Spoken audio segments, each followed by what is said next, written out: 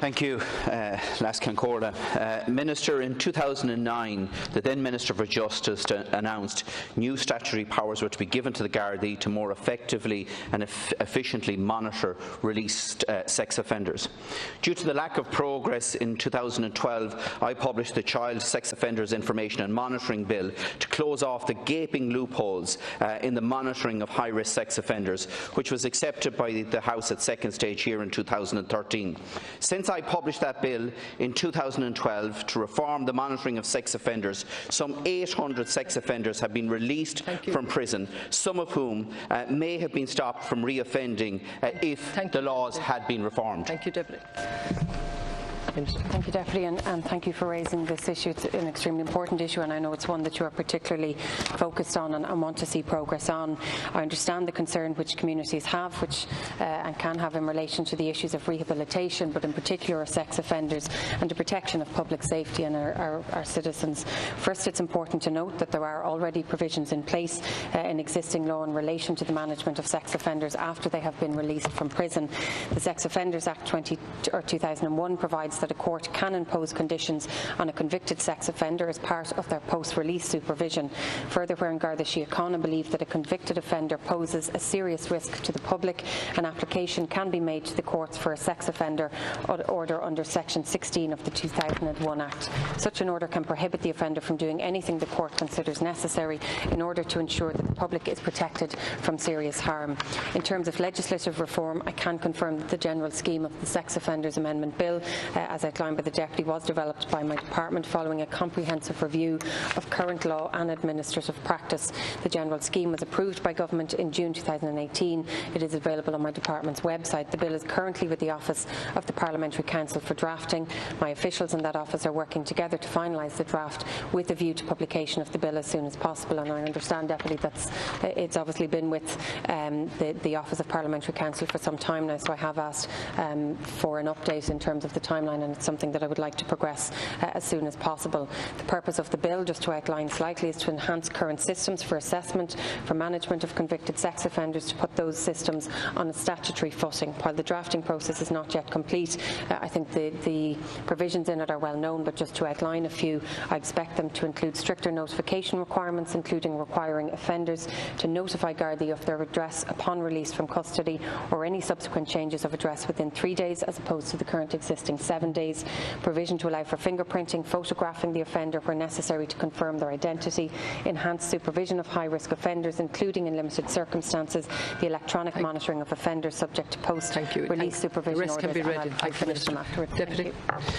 Thank you, Minister, and I'm glad you mentioned the current law, because a convicted sex offender can be released from Arbour Hill Prison this morning. They can toddle down to O'Connell Street, put a letter in the post addressed to the Superintendent's office on Garda Síochána, Bandon Garda Station, Bandon, County Cork, and inform the Gardaí that they are going to reside at 55 Atlantic View, Mallinhead in Donegal. And once they are in that premises, 1 day in 7, they are complying with the current sex offenders law in this country.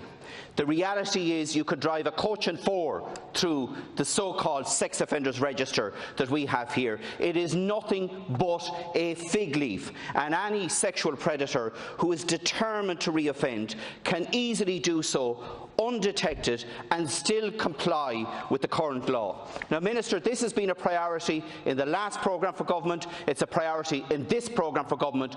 When will we see the legislation published? Thank you, Deputy. And again, I understand that this is something that has taken some time. So again, just to give you an assurance that I have asked for an update on the timeline of this, and have asked that it be progressed as soon as possible.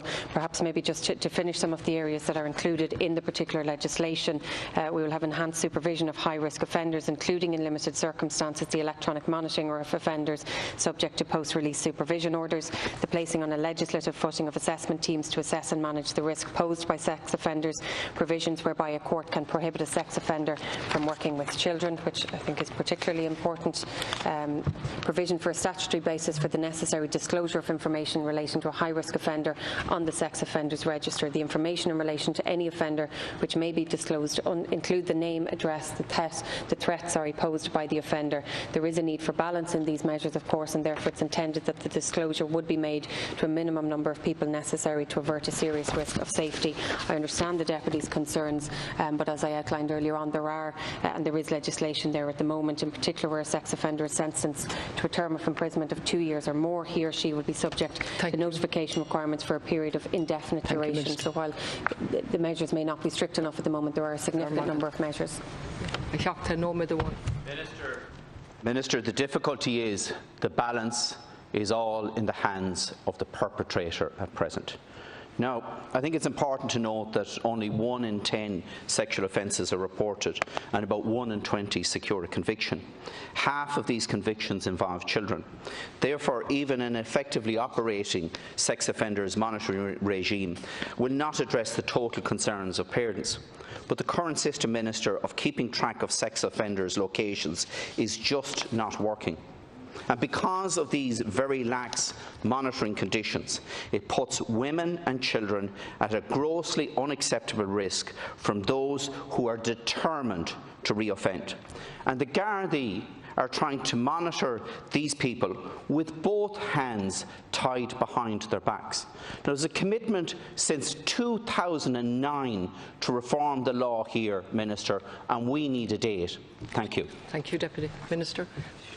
Deputy, I fully accept the Deputy's concerns. I fully accept that we need to make progress in the area, that while there is legislation there, it doesn't go far enough, and that is why we need this legislation. So again, I will commit to try and progressing this as quickly as possible. Obviously, there are other areas as well in relation to sexual offences. We have the Sexual Offences Act 2017, which specifically provide for a review of those provisions after 3 years. So earlier this summer, I commissioned an independent expert, Ms Maura Butler, to undertake this review and more general in the area of domestic and sexual and gender-based violence. This is an absolute priority for me as Minister.